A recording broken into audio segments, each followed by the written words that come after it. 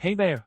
Today we're going to dive into an interesting problem that often arises when working with maps in C++. The issue at hand involves changing the value associated with a key in a map, but encountering unexpected behavior. Let's explore this problem together. In the code provided, we are using the emplace function to add elements to a map. The emplace function adds a new element with a given key only if the key does not already exist in the container. In the case of the key, the first call to emplace successfully adds the element to the map. However, the second call to emplace with the same key, does not change the value as expected.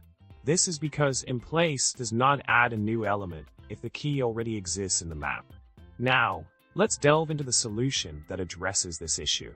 By using the operator instead of emplace, we ensure that a reference to the value associated with the key is returned.